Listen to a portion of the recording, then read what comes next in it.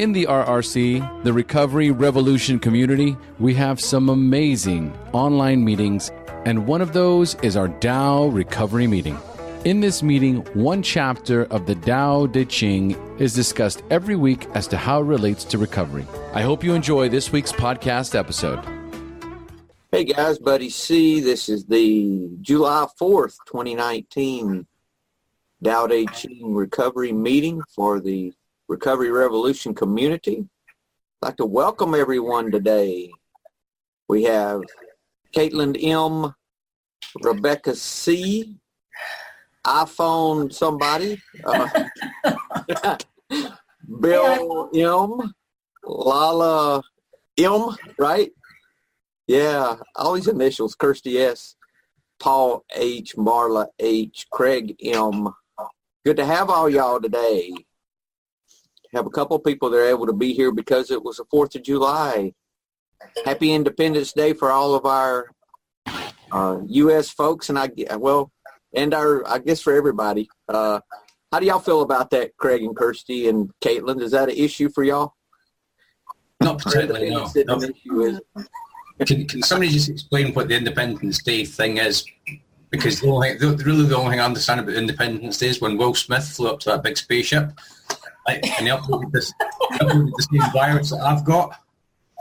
He uploaded that to the mothership, and the mothership blew up. Yep, that's what happened. Yeah. That's what it was.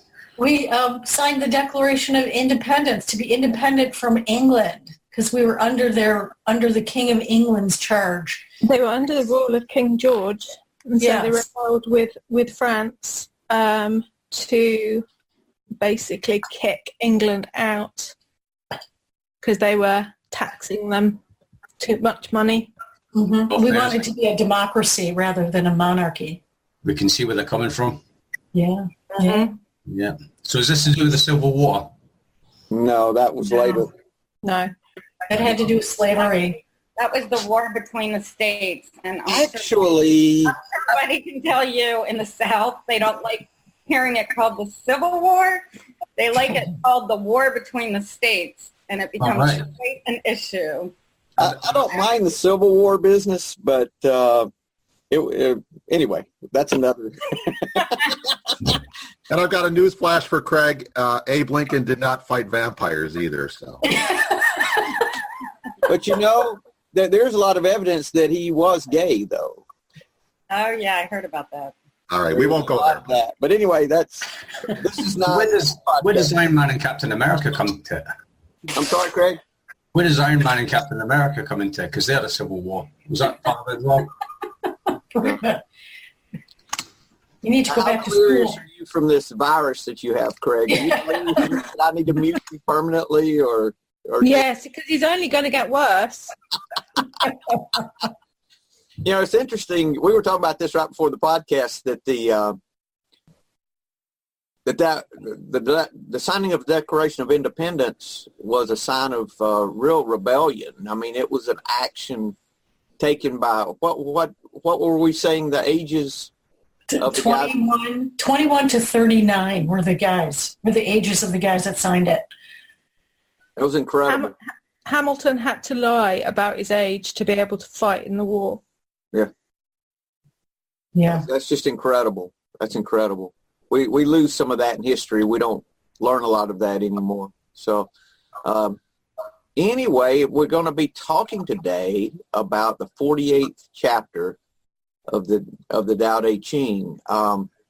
Let's start with a moment of silence. Let's get centered in the Tao and just try to listen from within a little and see what we can unlearn today. Okay. I say this every week, but I really like this chapter. Got one of my favorite quotes in it, too. The quote about knowledge, you learn something every day, and with wisdom, you unlearn something every day. This is really, and it's really about, that has to do with Wu Wei, this plan of non-action, which is so counterintuitive to how we learn to live in the modern world. because we're always taught that it's up to us and we've got to make it happen. This is saying that we need to learn to stop interfering and let it happen. Be the passerby more than the instigator. All of those things. So it's really, really, this is good for me. Really good. We got some good commentaries too. So I'm going to ask Kirsty to read for us, if she would. I'm going to share the screen. The link is in the chat for anyone who wants to pull up the link for the reading in on their computer. Okay. The first translation. In the pursuit of learning, every day something is acquired. In the pursuit of Tao, every day something is dropped. Less and less is done until non-action is achieved. When nothing is done, nothing is left undone. The world is ruled by letting things take their course. It cannot be ruled by interfering. Translation 2. In pursuit of knowledge, every day something is added. In the practice of the Tao, every day something is dropped. Less and less do you need to force things, until finally you arrive at non-action. When nothing is done, nothing is left undone. True mastery can be gained by letting things go their own way. It can't be gained by interfering. Third translation. One who seeks knowledge learns something new every day. One who seeks the Tao unlearns something new every day. Less and less remains until you arrive at non-action. When you arrive at non-action, nothing will be left undone. Mastery of the world is achieved by letting things take their natural course. You cannot master the world by changing the natural way. Translation 4. Usually, we try to learn something new every day. But if we want to get right with Tao, we have to let go of something every day. We do less and less until we end up doing nothing.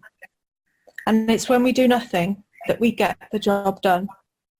Let events take their course and everything will turn out in your favor.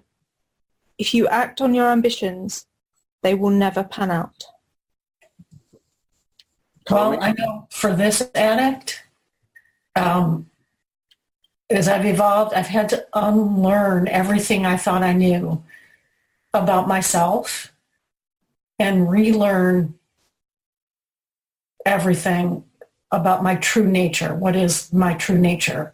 And I found my true nature by unlearning and undoing everything I thought I knew in order to get to my true nature.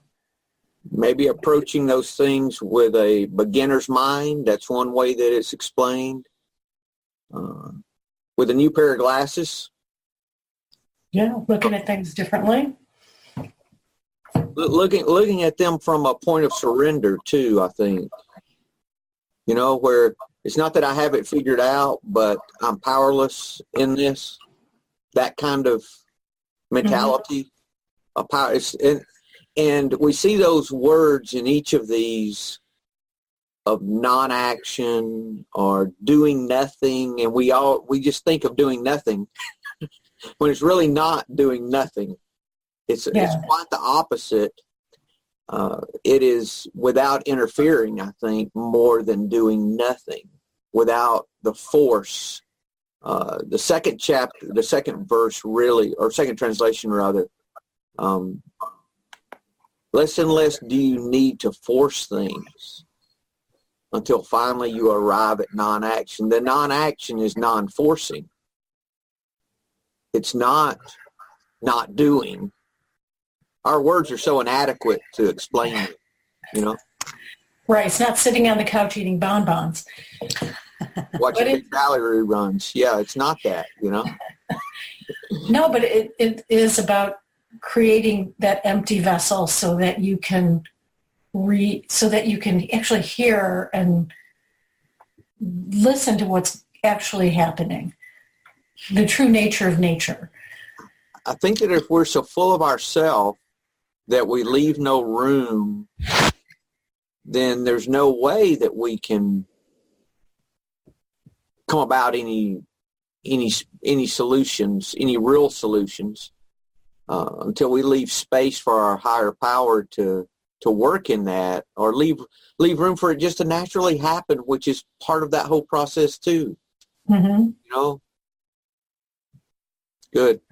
When I came into recovery, my personality, my sense of who I was made up by this false jigsaw of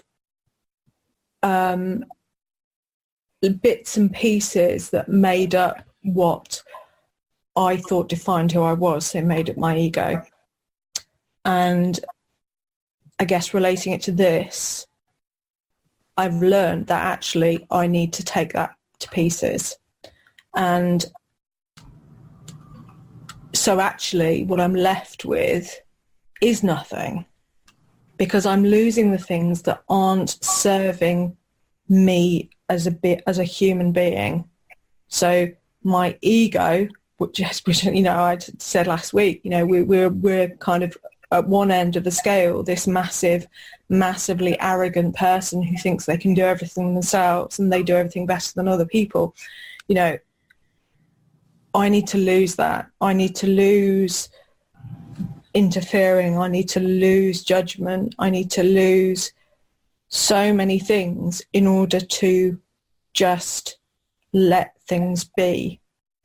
I can still practically go about doing things, but I can do it without all of those traits that used to make me feel like I was worth something, when actually intrinsically I'm a human being, so I am worth something, with or without any of those things. So for me, yeah, I'm unlearning to be that, I was going to swear, but I'm not going to swear, to be that that unkind,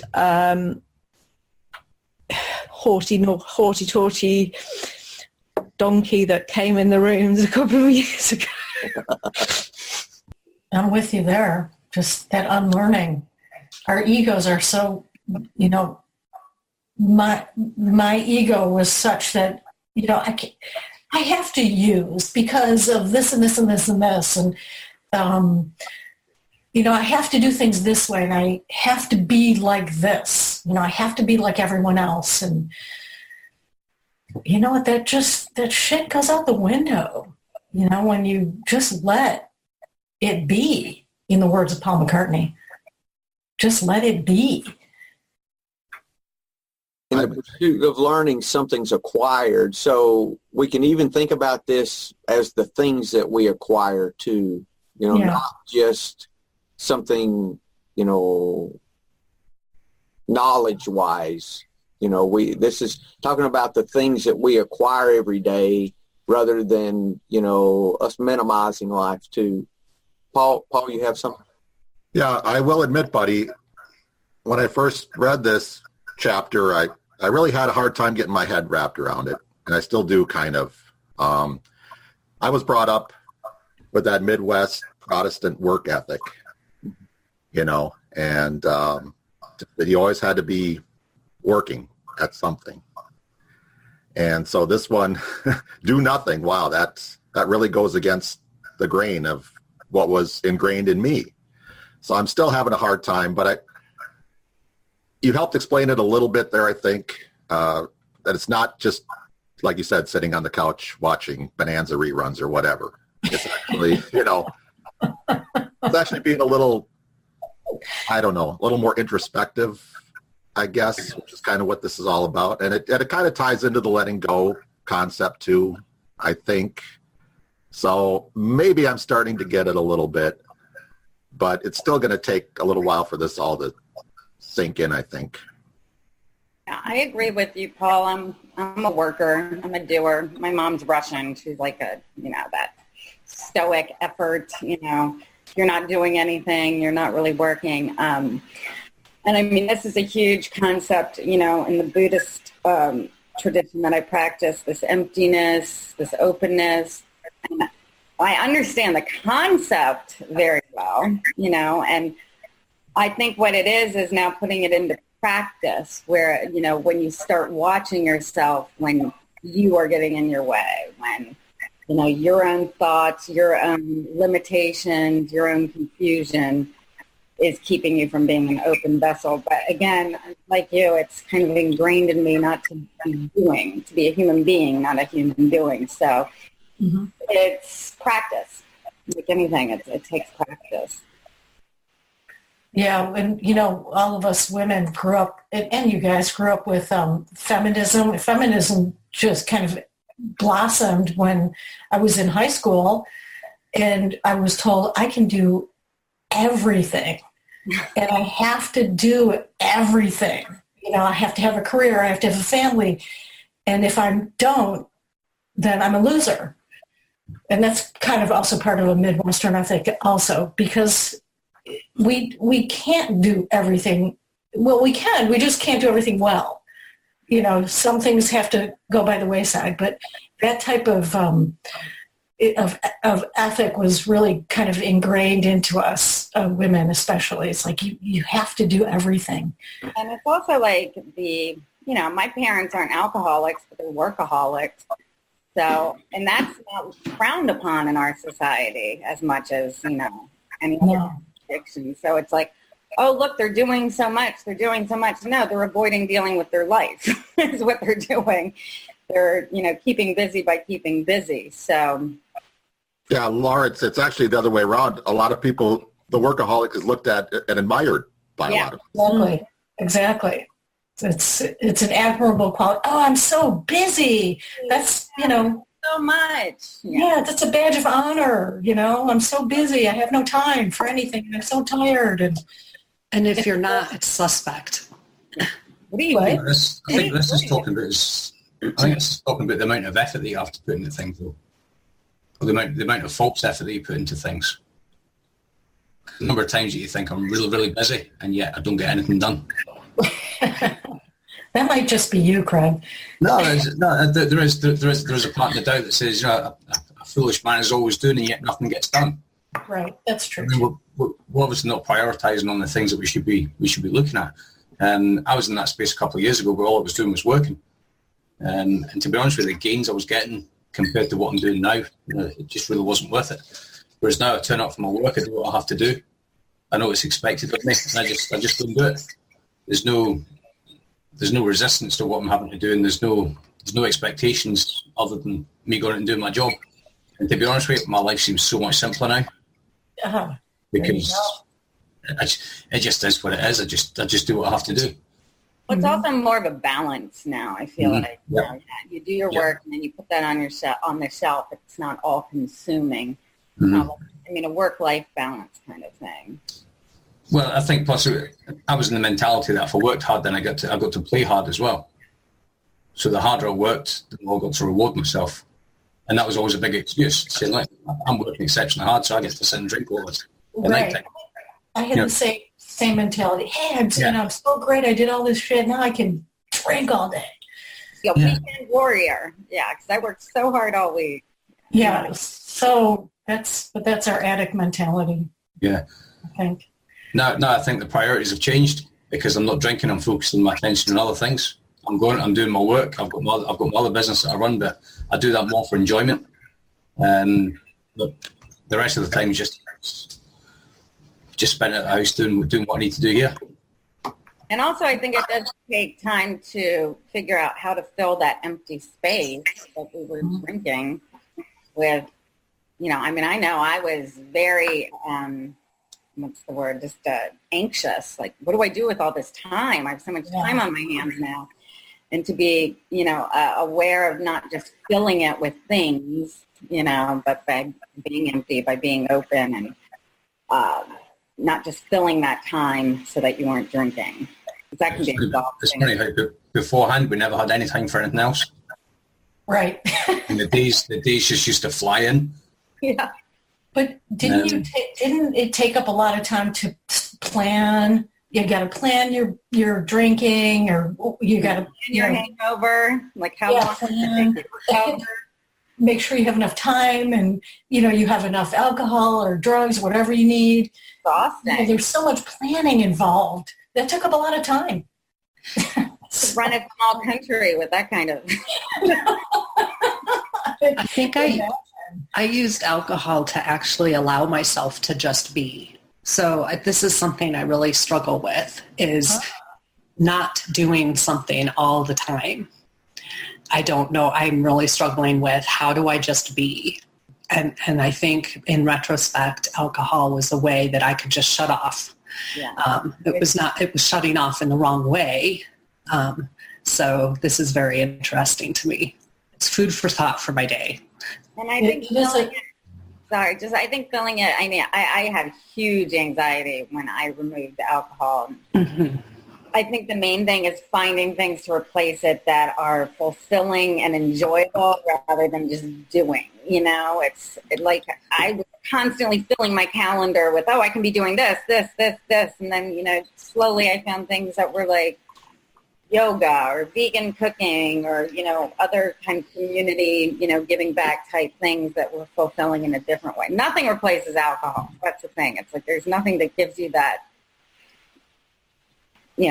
feeling, but other things that are rewarding in a different way.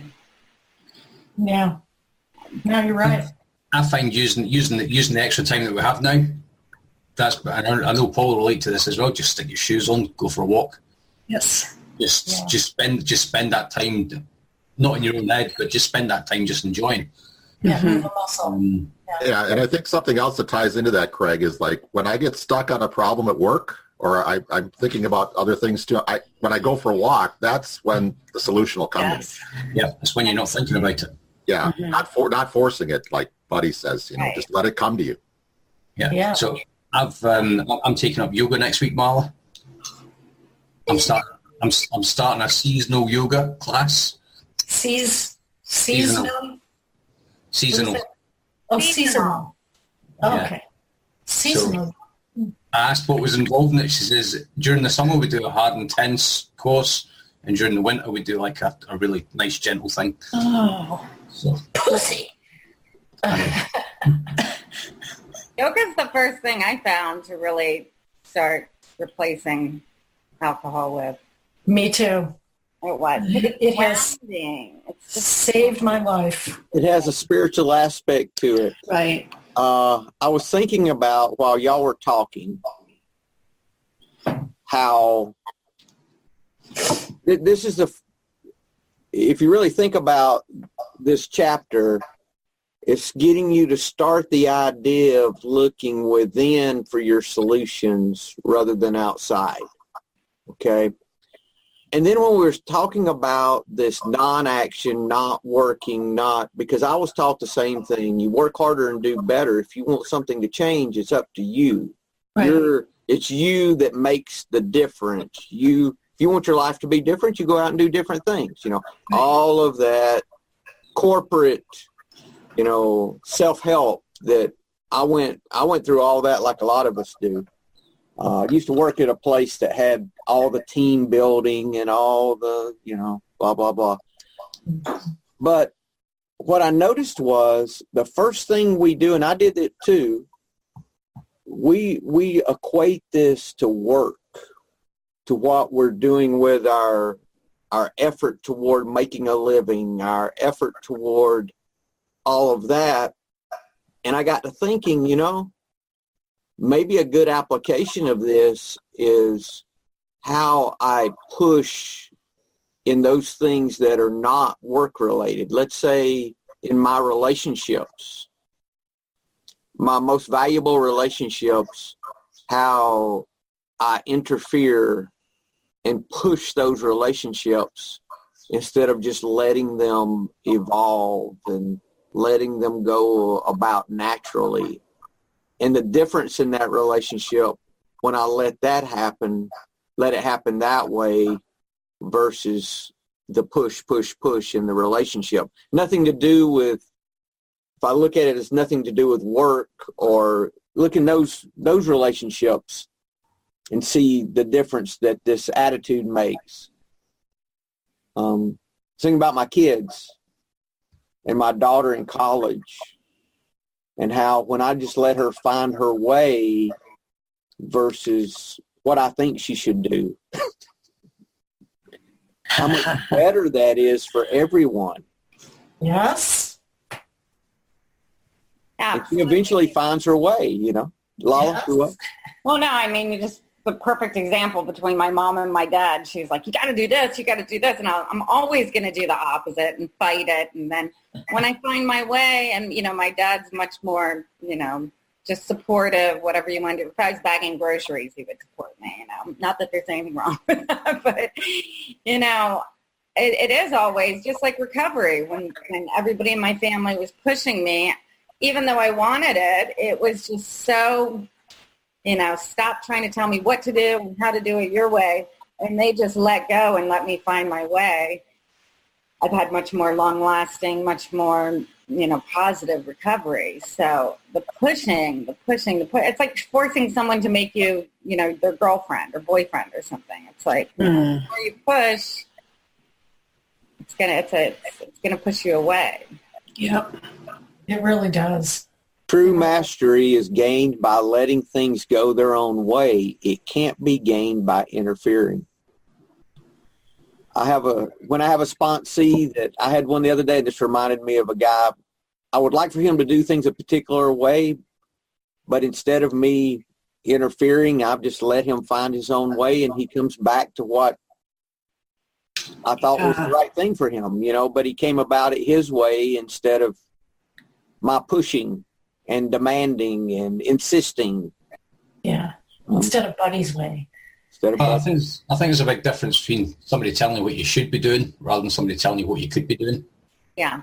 Yes. That's a massive difference. Because if I'm sat down with Buddy, he'll give me suggestions, which I know are really just like kind of, you really should be having a look at this.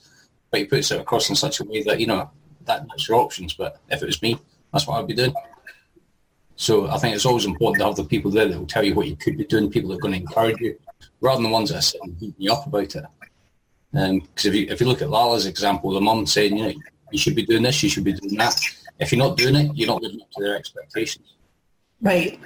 And then that puts other barriers in place. I think that's where communication breaks down as well within relationships with the families. And she sees the results. She sees the results when she stepped back and let me find my own way. Mm-hmm. Now she's very proud. Mm-hmm. It's like I couldn't keep telling her to stop pushing me. I just had to show her. To some extent, you have to show the results. Yeah. And I think that if we take situations, relationships, just things in our life that we have some angst in, those things that are causing us issue, if we'll take a close look at that, we'll probably see areas that we need to just surrender or let go or quit the interfering and let them just happen. It's kind of like when, if you roll dice, you have to let those dice go and let them just land at some point. You can't grab them in the air and put them the way you have to just surrender, and I'm sure there's other examples that are better, but at some point we just have to let that go and just let it happen. That was just the word expectations. Yes. The expectations that I have for myself, I had to let go of. Yeah. To find what is really truth for me. My expectations were really society's expectations and other people's expectations of what I should be. Mm-hmm. And that, as part of recovery, I had to really let go of and still do. It's a practice, definitely, of expectations. And, knowing that I'm an addict and can't use anymore, and what comes with using is that I feel so shitty about myself. That's sort of an expectation that I can't I lost my train of thought. It's menopause. Well, remember when we used to use without before things really, shit hit the wall. Remember we used to use without the guilt, without the shame, and just like, oh, that was a fun night. It's like now we've already crossed the line, or I've already crossed the line, where even if I've used and there aren't any negative results, I'm going to be hit with guilt, shame, all these extra emotions that I didn't used to get when I used to use. Even if it doesn't go way overboard, and even if it wasn't a bad time, it's there now and there's no going back. So I kind of expect I'm going to feel like shit if I ever use again. That's an expectation. Well, you know why that is? Good one. Yeah. I think that's because that whole idea of using or drinking or these things or the things we're acquiring, whatever, all that is looking outside of us for what's inside. Right. So the whole time that we're looking outward, the alcohol, the drugs is a substitute for this spiritual awakening and this God that's within us that can really fulfill all those things. Mm-hmm.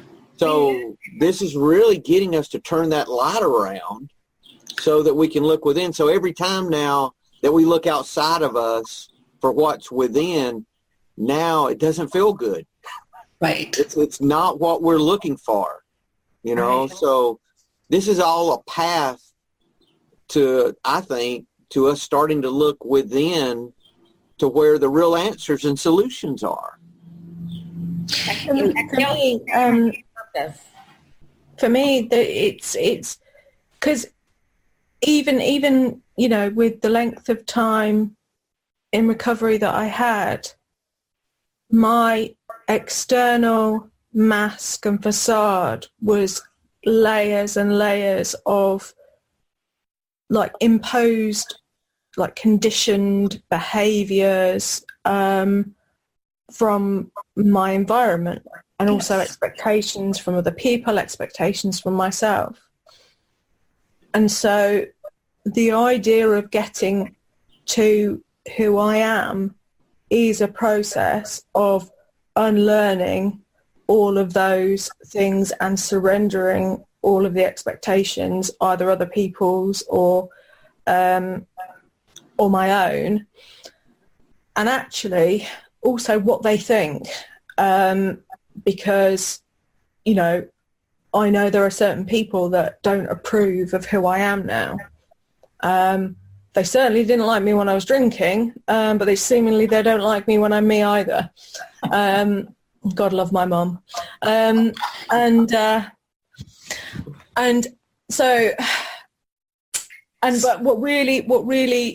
what I find difficult, I get that concept of becoming you and finding the true nature, the art of surrender, but this idea of inaction brings more fruition, brings more abundance. The spiritual being gets exactly what they need. If you have a dream, if it's meant to be, it will come true.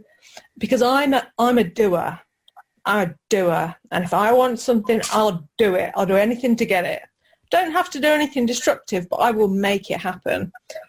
And what I not really understanding the process of is this idea of, okay, if I put out to the universe that I desperately need a new fence, how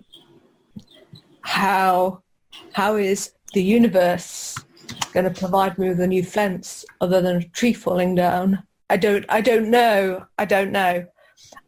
So that plays with my head a little bit, certainly because I am only getting to grips with this spirituality thing as an agnostic, and I find it difficult.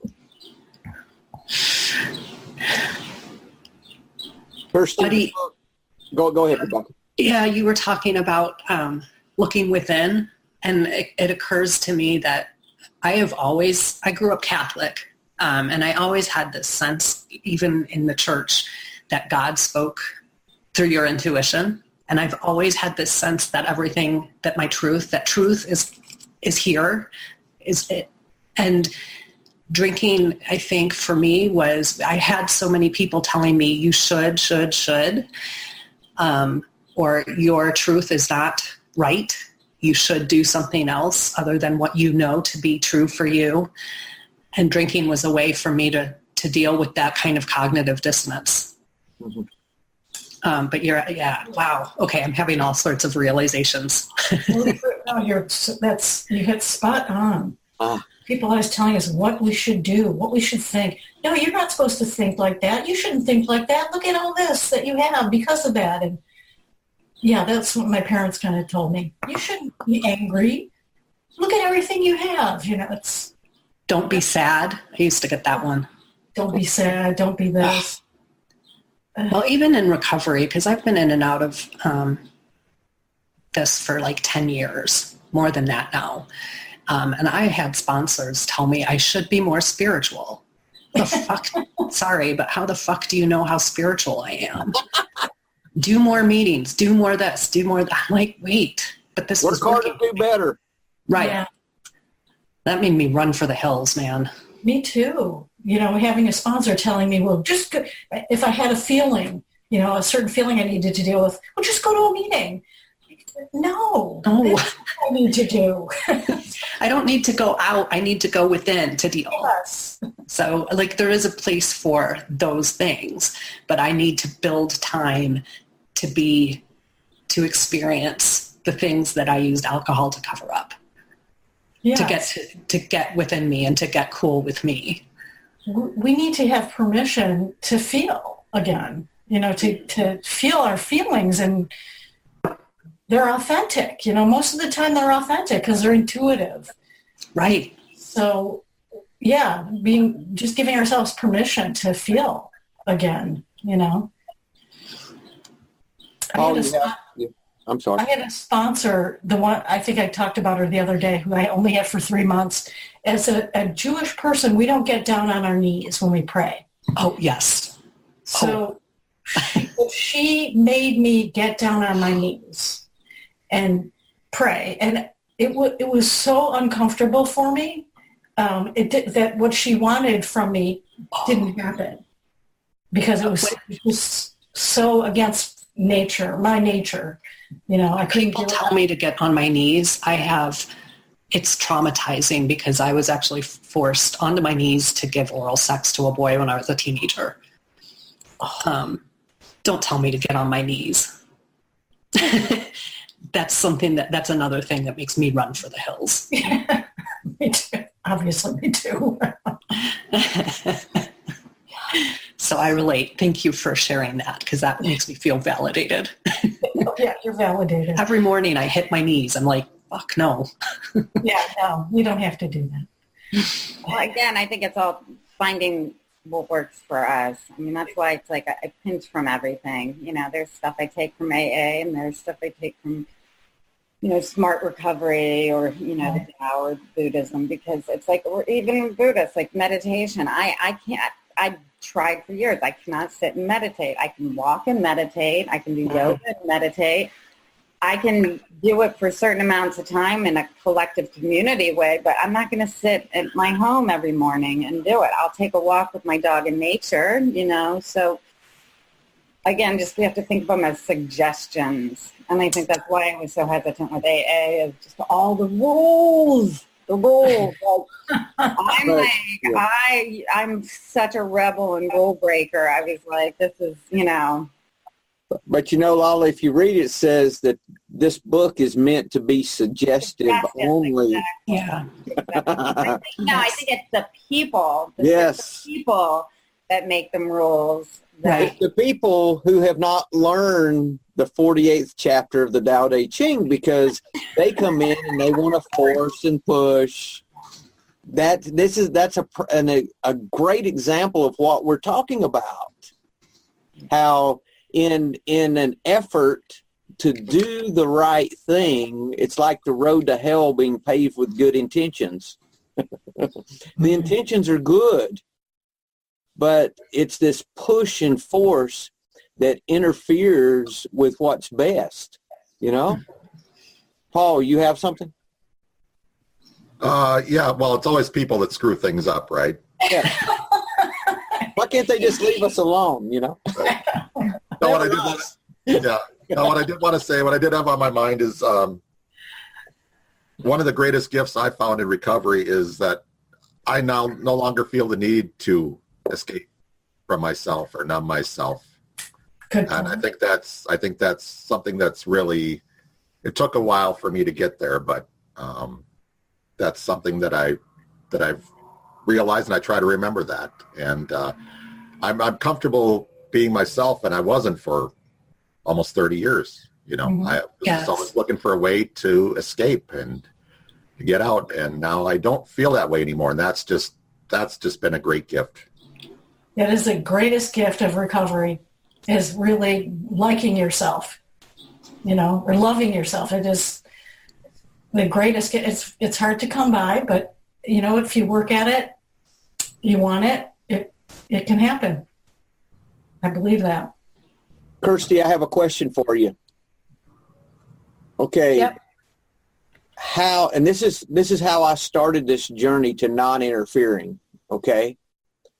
I looked at how I got sober, and I said to myself, okay, what did I do different that caused me to have the freedom from alcohol?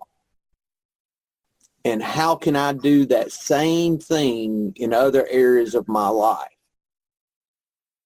That was what started me on this journey. So I looked, I said, okay, I finally surrendered. The way I was powerless over alcohol, how can I be powerless over these other areas of my life? How can I stop the interference? How can I stop this action that is getting me nowhere, the spinning of my wheels, like I was spinning my wheels with alcohol and stopped it? I don't know if that makes sense. It does. I think initially what stopped me was fear. Yeah. Because I was scared that I was going to lose everything because I'd had a set of ultimatums. And then eventually it was an acceptance.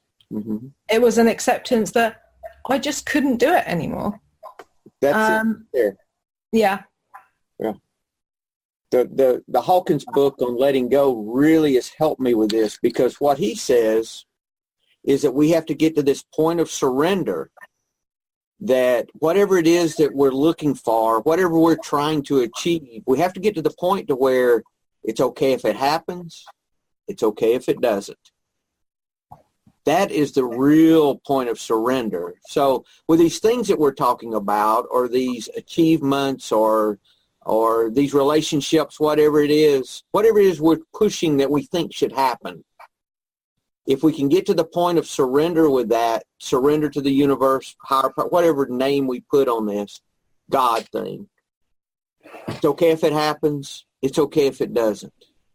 When we can get to that point, I think that is when we leave room for the natural course of actions just to happen. Yeah. I think a good example of that for me is, because I've been listening to, at least a chapter a day of that book. And one of the biggest fears that I've had in my life is fear of losing my husband, of him going off with another woman. And actually, I've come to believe that if it would make him happier, I would rather he do that, because if I really loved him, I would want him to be happy. And it was actually this morning that I thought to myself, I actually believe that that's true now.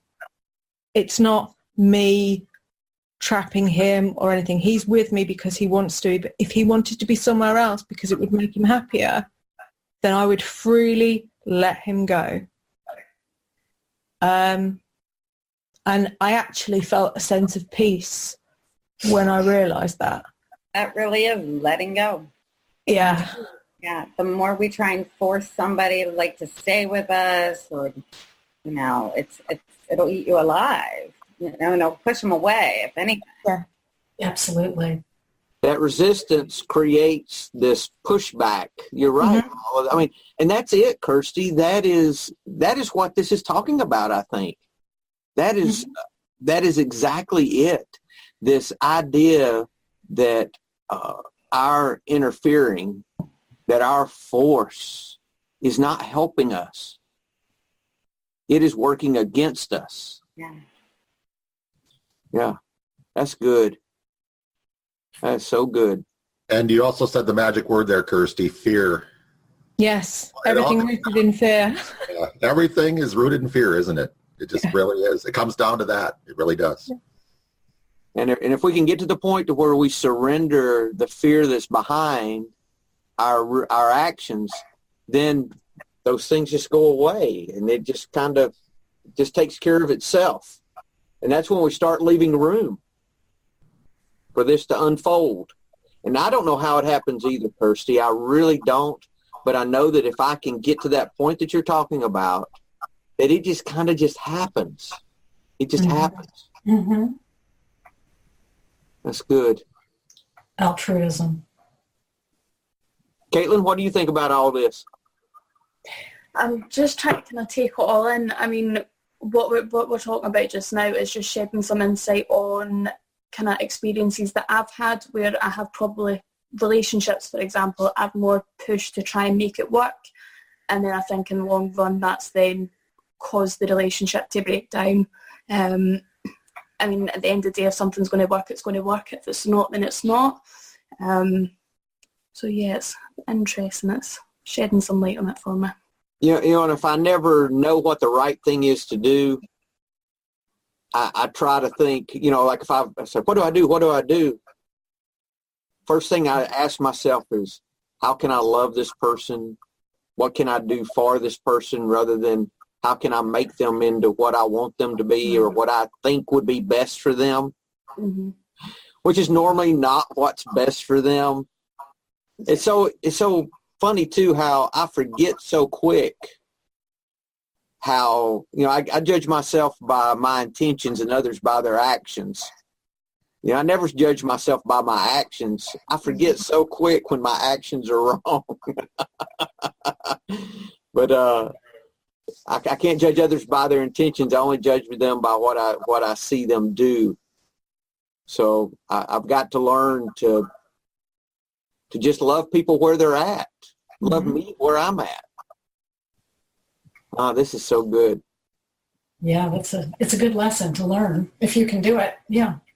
But that's exactly what this is talking about, I think. It is. Is learning to surrender these things, learning how not to interfere. Keep my fingers out.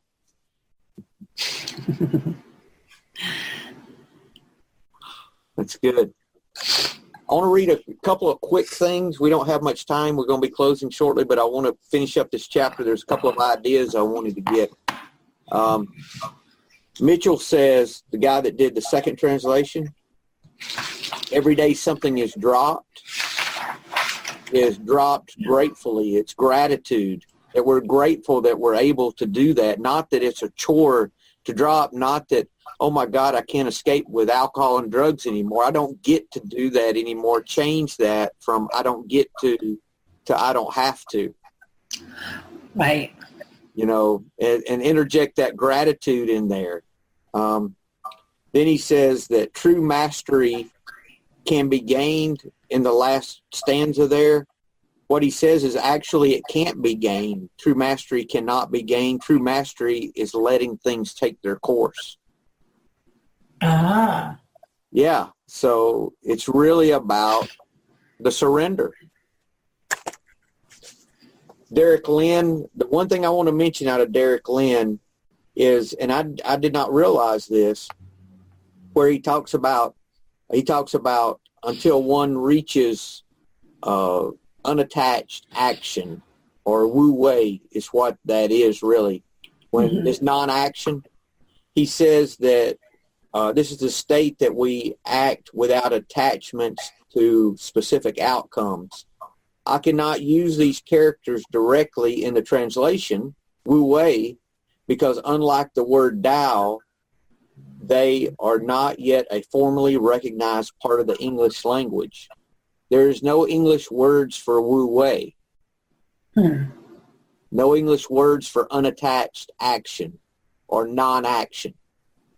So that's why it's so difficult for us to grasp it, this idea of Wu Wei, because there are no words in the English language to explain them. Wow. That's good.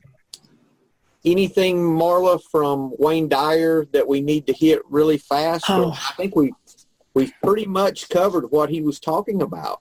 Yeah, pretty much. I highlighted a few things. Just, just like everything that you add to your life brings with it an element of imprisonment.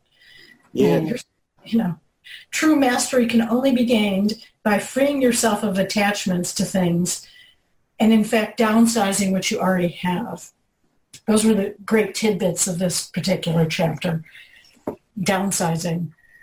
I think that's the reason why this idea of minimalism is so attractive to people, is because a lot of people understand that this thing they're looking for is not in the things that they're looking for it in, but they don't know where it is, but they know it's not there.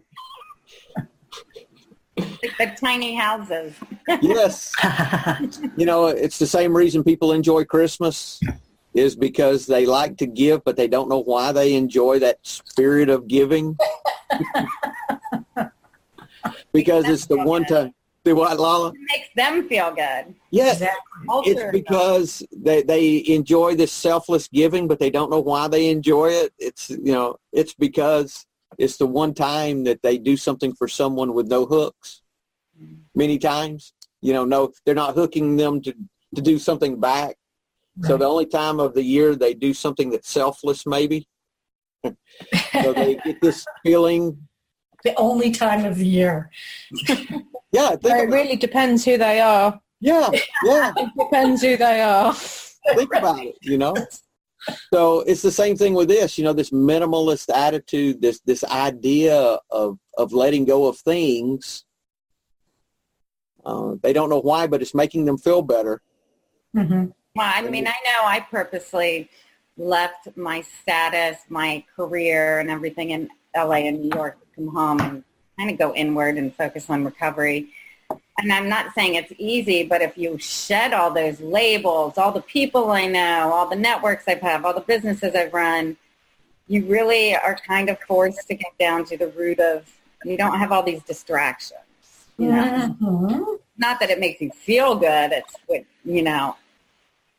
learning that this is the answer rather than keeping busy with life.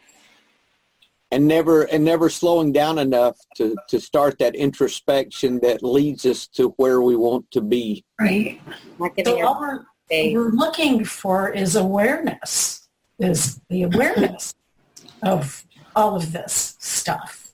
When it comes down to it, what is really brings forth gratitude for me is family and friends. And I think that's a deathbed confession as well for people. They don't say, oh, I'm so glad I got that Mercedes 300 SL. It's like, oh, I'm so grateful for my family. Wish I had spent more time with them. That's what I've understood from deathbed confessions is family and friends. He who dies with the most toys dies. Can't take it with you. That's it. That was, I was reading the Nag Hammadi, and Philip asked Jesus, he says, how do I have peace in my life? And he told him to abandon the things that do not follow, abandon the works that do not follow you into eternal life. Abandon the things,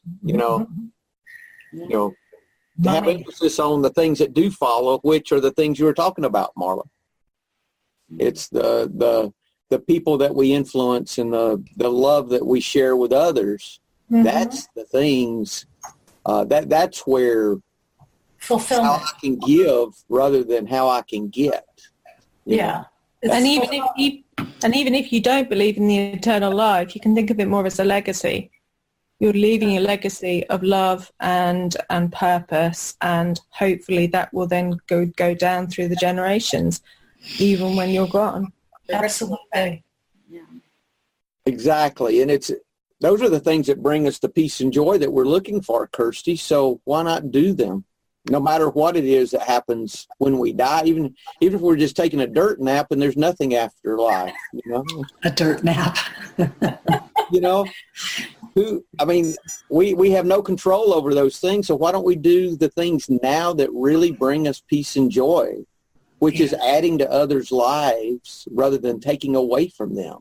Right. Bringing joy, not trying to get it. Yes. It's a fruit of loving people. It just comes to us. The peace and joy comes as a fruit of us doing the right things, us giving love instead of taking it and demanding it from others. And all of a sudden we feel happy. Why do I feel happy? It's because I'm doing something for someone and not demanding they do for me. That's where it's at. Good stuff. I want everyone to have a very happy and grateful 4th of July, whether they're in the U.S. or whether they're abroad. So I have a grateful story to share with you guys on the way out. I've talked about Zach B. before. He's a sponsee of mine that works for Orphan Aid in Africa. He was taking a break with his family on vacation in Vienna, meeting his wife's family, and his son got sick from a birth defect that they didn't know that he had, and he had to have emergency surgery. Had nothing to do with them being in Liberia for 6 months or any of that, but he happened to be at the place to where his child could get emergency surgery, and I would butcher the name of what it was they had, but it was he had to have his appendix removed, and it was something that 2% of children have, and I'm sorry I don't have it pulled up to give you details. I would butcher it anyway. But the point is that they were where they could get the help they needed, and they wouldn't have had it where they were. And it was just God doing for them in the moment that they needed it. What is that, Marla? I can't read it. It says, sorry, Craig just asked me that. Some people just need a pat on the back. Yeah. And it's somebody pushing somebody off a cliff.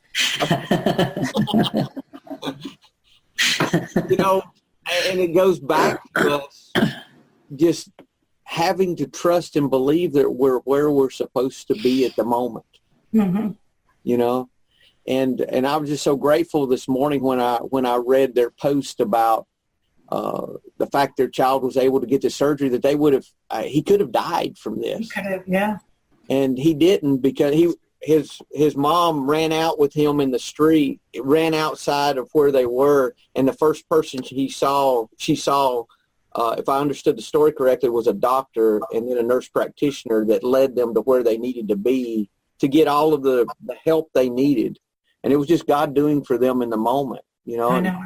Just made me grateful, and if we ever have a difficult time seeing if we're not where we're supposed to be, we can go back to that gratitude, Paul, that you talk about, and we can find it there because we are right where we're supposed to be. Yeah, whether and if you realize it or not, Yeah, my philosophy is if you live in gratitude, you won't have any regrets either. So. Yeah. Yeah. Great philosophy. Good stuff. Yes. Any closing comments, or are we all good?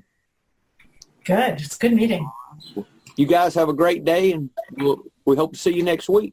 Thanks. Happy 4th.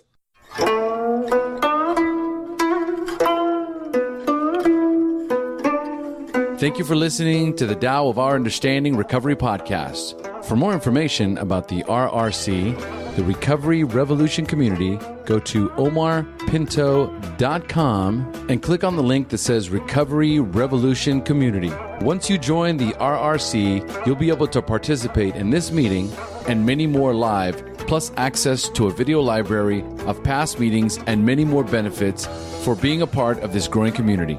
Thanks again for listening. And if you enjoyed this episode, please share this podcast with your friends in recovery.